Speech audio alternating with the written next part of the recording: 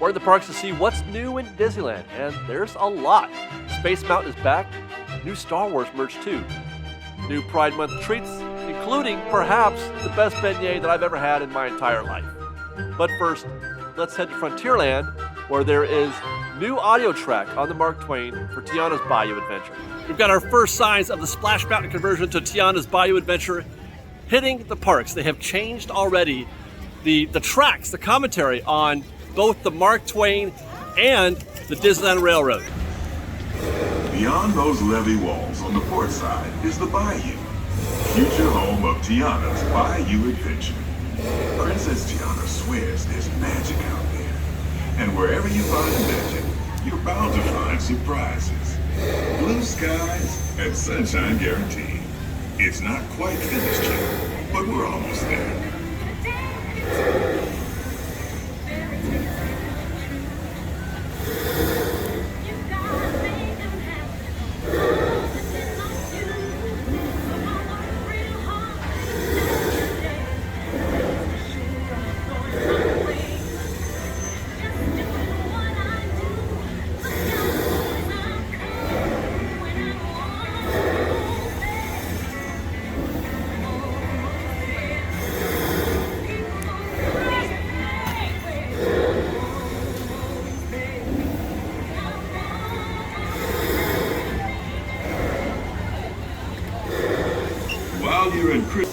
Well, there you go. They're almost there, which is kind of laughable because they're nowhere near almost there. A year and a half or more is almost. But anyway, I like it. Sounds good. It's a nod to the fact that it's under construction, that it's coming. So they're going to update it again, I'm sure. You know, when Tiana's Bayou Adventure opens up, and I like the addition of the music at the end too. That was really nice. But it sounds good. Sounds like it's natural part of the script. I dig it. Sounds good. Let's go to the train next. Actually, before we head to the Disneyland Railroad, it's June. June is Pride Month. Disney is celebrating here. The Jolly Holiday has got some new items, some new treats. They've got the Mickey-shaped macaron, which is a red Mickey-shaped shell filled with hibiscus buttercream and a berry hibiscus center drizzled with white chocolate and rainbow non-purees. I don't know how to pronounce that word, but I think I got it right. We're going to eat that here in just a second. There's also the Mickey Pride cookie. It's a Mickey cookie dipped in white chocolate and sprinkled with non-purees also. But here's another thing. You can get these throughout the park. They have these at the Jolly Holiday. The scented Pride cake straw clip and also the Pride Parade Castle tumbler. Those are all available now, as well as the Pride stainless steel tumbler. You can mobile order all of those, I think. Well, actually, I saw on the Jolly Holiday mobile order that they were missing the stainless steel one, but I found them in the Jolly Holiday proper, so I'm not sure how that works, why they didn't have them available on mobile, but you should be able to mobile those on most occasions. This thing is gonna fall apart on me. This is gonna be very embarrassing. Avert your eyes, Fresh Baked. Wow. Why are macarons the best cookie? It is a cookie, right? Mm-hmm. It's in the cookie family. That's delicious. Happy Pride Month.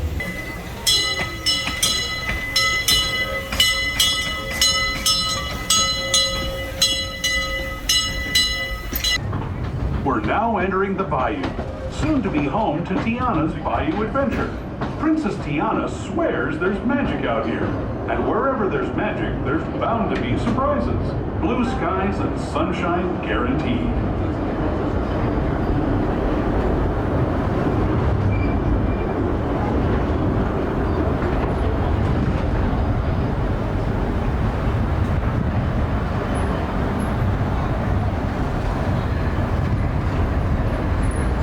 Speaking of surprises, this place we're passing over is chock full of them. Here in Critter Country, you can join Winnie the Pooh, Tigger, and other beloved critters on fun-filled adventures where anything can happen. We're now joining up with the rivers of America and entering the frontier as it looked more than a century and a half ago. This is my favorite part of the journey. Around every bend, there's natural beauty as far as the eye can see. People like you have been riding these rails since the 1800s, traveling through nature's wonderland in a matter of days, rather than the months it used to take by mule or stagecoach. Steam power not only fueled these iron horses, but the dreams of a whole new generation as it moved west into this great frontier. Of course, some of those dreams and the stories that went with them were pretty darn wild and downright unbelievable. Toontown. It'll also be your closest stop for Fantasyland. If either one of those locations sound like your destination, please remain seated so the train has come to a full and complete stop. So as you probably heard, the new track begins almost immediately, right as you're entering the tunnel. They announced that you're heading into the bayou. That as opposed to Critter Country, which is a conversation we're going to get to in a second. But the rest of the tunnel is in total darkness. There is now a roll-down steel, wall that they bring down so that you can't see inside whatever they're doing. Which you will. I mean, they're going to be updating that steamboat scene quite a bit. I don't think it. Well, I suppose it could remain a steamboat. I don't know. That's going to be interesting. I'm looking forward to seeing concept art on that. But that's your new speech. Now, that brings to mind another. He does say you're heading into the bayou, but doesn't specify where. I make that point because we all assume the bayou is in New Orleans. I am now 100% on board with the fact that Tiana's Bayou Adventure is going to will be defined as being in Critter Country. Critter Country is not a place in this world. It is just a place where critters exist. That could be, it's mythical. It's not a specific location. So they can put Critter Country anywhere they want, and there are tons of critters in Tiana's Bayou Adventure. They're adding a whole band. So I feel like you can safely call Tiana's Bayou Adventure still part of Critter Country in that sense without proclaiming it as being part of New Orleans or saying that Critter Country is now New Orleans or anything like that. I think it's going to stay technically on the map in Critter Country in the same way that, the Matterhorn. The Matterhorn doesn't belong really to anything. It doesn't belong to anything at all. So with that said, let's get back on the train. Keep your hands, arms, feet, and legs inside as we're going back on the train and into Tomorrowland for our next stop. Next stop will be Tomorrowland Station, but do not worry, friends, we will be getting there today. As we leave Toontown Depot, we get a real nice view of the happiest land of them all, Fantasyland. You can see people stepping onto It's a Small World just below us. And, off in the distance, majestic Matterhorn Mountain. We're now steaming forward into the future to a land inspired by visions of tomorrow, both practical and imagined. Here you'll find rocket ships and star speeders, submarines and astroblasters. And that, you guys, is our next stop, Space Mountain. It is back to Space Mountain. We're going to ride to celebrate the fact that it is no longer Hyperspace Mountain, back to Space Mountain proper. And in the meanwhile, we are also going to be testing a new single rider process. It's slightly different. Single rider returned a couple months ago, and they made some tweaks to the system. They're always messing with single rider. Hopefully, it's for the better. Let's find out. Very busy Friday here at the Disneyland Resort. 80-minute wait. Standby for Space Mountain. Let's hope single rider comes through for us, which I'm sure it will. This is a very nice time savings here. The single rider is. Same as before, enter through the exit, take a left at the single rider sign, take a right at the single rider sign. Look at that, there's nobody here right now.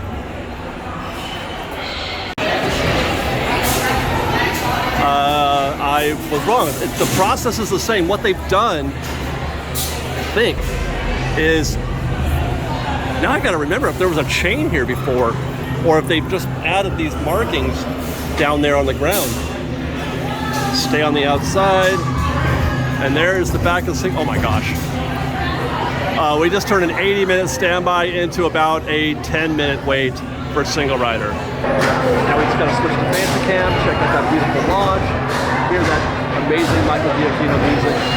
Just the reason to love Space Mountain. Likewise. Hey guys.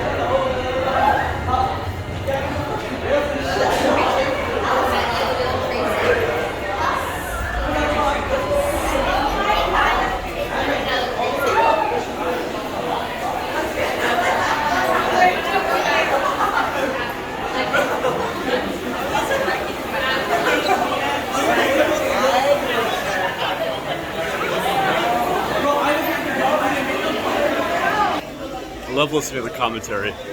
The post-ride commentary coming out of Space Mountain.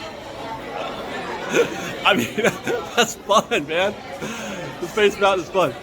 Listen to people react and like, oh my God, you know, all the cool things they say. It felt fast, like it did to me. It felt fast this time. Nothing new though. The procedure seems about the same, so they must be happy with that. I know that there used to be a chain there, but I can't recall if that chain was there the last time we tested single rider. I don't think it was, so this could be a total nothing burger. But hey, Space Mountain is back. That's new, and we get to ride, which is fun. That's great. While we're in Tomorrowland, let's stop in at the Star Trader, check out a new line, the Women of the Galaxy line in the Star Trader. This is interesting. Nidhi Chanani is the artist. It's you can see in the left part of their frame that there's a print of this Princess Leia pose. It's kind of a cartoonish drawing, and they've given it life a little bit, you know, in this figurine. I kind of love it. I kind of hope.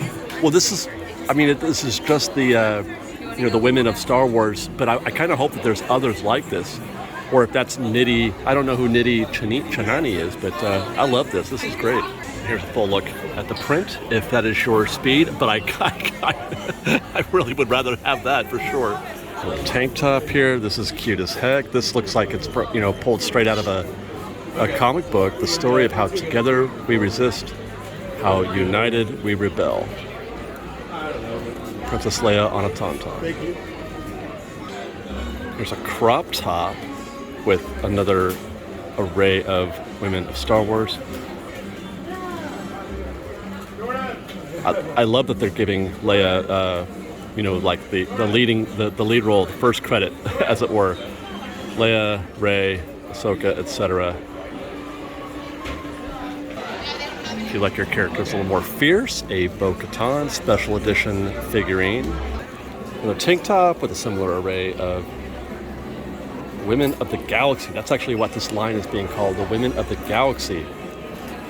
Princess Leia there again, but this time they've got, oh no, that is the same, that's the same lineup, same array. Look at that, that's cute. I don't know who that is. I can't read that signature, who the artist is, but that's really cute. Is there like a little bit of depth there? No. But I love the reference of the Queen Amidala there, as opposed to Padme. Another image pulled from a comic strip, apparently, the story of how together, oh, it's the same. How together we resist, how united we rebel. Women of the Galaxy, the Force is with us. Long sleeve. I don't want to call this a sweatshirt quite, but it's kind of like that for kids. The Force is with us again on the back. And then our Women of the Galaxy in the front. Awesome. A little coin purse to go with it. Again, emblazoned with the Women of the Galaxy logo on there. The Force is with us. Heading next into Star Wars Galaxy's Edge to visit the Droid Depot, where I have been advised that there's a new a cutlery set. It's a really cool cutlery set inside the Droid Depot. This looks great. It's a knife, fork, and spoon set. Looks great. It's kind of like a bronze color.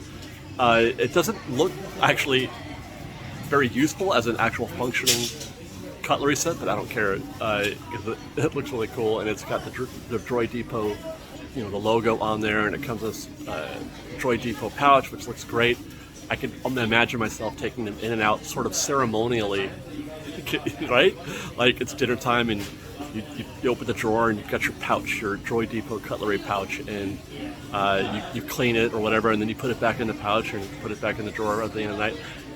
It sounds like the most useless thing ever as far as a functioning cutlery set, but I don't care. $20 that's a lot, but compared to some of the other stuff that you can get here, it's reasonably priced, I would imagine, relative to the other things. Fun. Get one though while you can, because these things sell out pretty quickly. You have to come up to the counter and ask for them. They're not for sale over the counter. You have to ask for them at the counter. And they've actually got quite a bit more here in the Droid Depot for your kitchen needs. It's kind of cute how much I love some of this stuff. BB-8 apron. I don't know how new this stuff is, but I never walk in, I never come in here and look at the merch for some reason, but loving the BB-8 apron. This, I want to find a purpose for this set of plates. These are just serving plates. They're not big enough for dinner, you know what I mean? Like, I don't know what I would use these for, but they look really cool. It's the C1 series, Industrial Automaton plates. Dining is big with Droid World. It's glass, R2-D2 glass. Like I said, I don't know how new this is. I don't think it's new at all.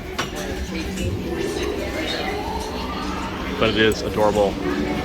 Droid Depot salt and pepper shakers. Oh my god, they've got it's like a vinyl kitchen mat. Put that in front of your sink. I mean, you could go all out. Dish towels too. Yes. That's a set of 2 dish towels. Take that back. I think that's a set of 1 dish towel. That seems excessive. That's $18 for 1 towel. Is that right? What's it, Disney? You lost me at an $18 dish towel. No matter how cute it is, I ain't ever spending that $18 for a dish towel. There's no way. Hey, look, t-shirts. Look at that. Little. That's got to be like a kid's tee. But look at the little pocket with the BB-8 on there. I mean, I don't. This is kind of a weird design for a shirt. I'm not sure what I'm looking at, but it's cute. We got a men's tee, the C1 series, C110P. I think I love this shirt. This is great. I kind of think this is awesome. I would totally wear this. Here's what looks to be a youth tee. Good looking shirt also. It's a little less busy than the other ones, but I do enjoy this BB-8 on the front there. Droid Depot badge on it. Good looking shirt.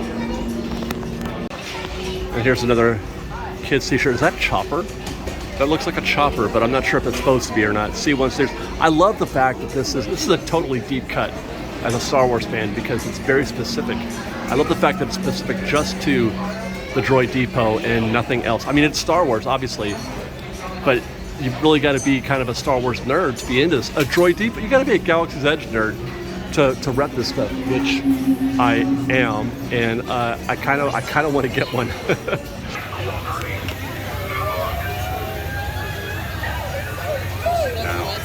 Stopped in downtown Disney with Liz to catch our first meal at Ralph Brennan's Jazz Kitchen. We got seated in the newly opened outdoor patio on the lower level. Quick look at the menu shows that it's bigger and looks almost entirely new, I think. Only the items with the classic icon next to them are from the old menu, so pretty much everything else is new, I think. I was going to go with my favorite, the Nola Barbecue Gulf Shrimp and Grits, but it turns out they now have a second shrimp and grits dish, the Reef and Beef. Still get the shrimp, which are amazing, by the way, still amazing, but you also get some braised short ribs served on top of a bed of creamy grits with some green tomato chow chow. Tasted like relish to me. Relish worked great with the short ribs, but not quite as well with the grits, which, by the way, are not the same grits as you get with the traditional Nola barbecue grits, which I also prefer. So I think in general, I do prefer the original dish, but this was still quite good. As for the theming and the overall feel of the restaurant, unfortunately, I was not able to see much else as there was a private party going on. This was technically the official grand opening of the restaurant on this day, so I couldn't really break out the camera and start looking around. But yeah, where we were, it did feel just about as it looks from the outside. The food is still quite good. I enjoyed my meal, as did Liz. She got the Creole pasta jambalaya. All in, with tip, the meal was $100. 2 entrees and 1 soda. No dessert.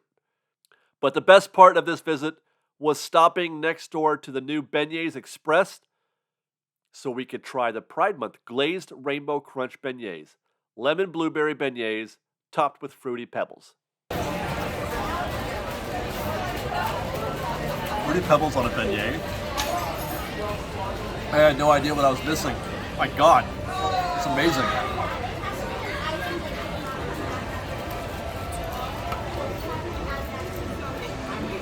One last stop on this. I thought I was done for the day after our Ralph Brennan's Jazz Kitchen dinner, but we got one more stop here at the dress shop because this caught my eye in the window. And it is part of this new Tommy Hilfiger line, and this looks amazing, guys. This line looks amazing. It's very, very Disney meets the yacht club. That looks great. Let's see what we got. Look at that shirt, that Mickey shirt with the Letterman's jacket on there. It says, oh wow. Okay, so there's a, I'm not sure, I think that's the hoodie that's wrapped around the neck there. Tommy Hilfiger badge on there, but this is an image of Mickey that I don't think I've ever seen before. I wonder if they created this art just for this line, because these are images that I have never seen before. The way that they're drawn even. Wow. That's cool. Look at this one. It's like Mickey running through a starburst instead of behind him. Okay, here's that hoodie again, which, I mean, this is screaming yacht club.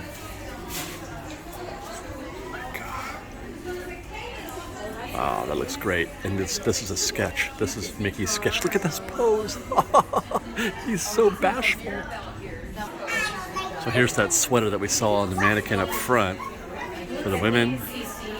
That is fabulous looking. Love it.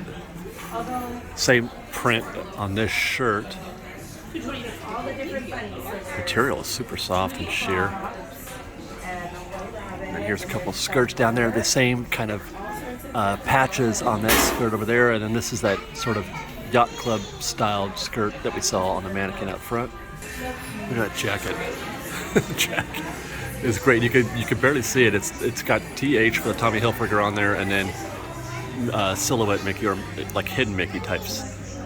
And then the button down Oxford beneath, which I'm assuming is the same shirt here. It looks like it is. With an array of Mickeys. Look at, he's in a various, oh my gosh, he's gripping the pinstripe. That's what he's doing. He's like climbing them. Oh my god, that's really creative. And then this is what pulled us into the store to begin with. This Mickey sweater that we saw in the window display. I mean, that's just beautiful. It's beautiful. That's just a big, giant Mickey on the front. And it's very heavy. Very, very heavy. You know, the knit. Here's a t-shirt with the art on there that is the same as what we saw on the hoodie on this t-shirt. And it's not just a screen print. I don't know what they call that, but it's like that kind of embossed texture to it. And I guess this is, I believe these are called rompers. I have no idea if this is cute or not. I won't even bother. But they have it. And that's what's new this week at Disneyland. And yes, that was definitely the best beignet I've ever had at the Jazz Kitchen. Stay tuned for more from Fresh Baked. And until next time, be safe out there, be kind to one another, and Fresh Baked.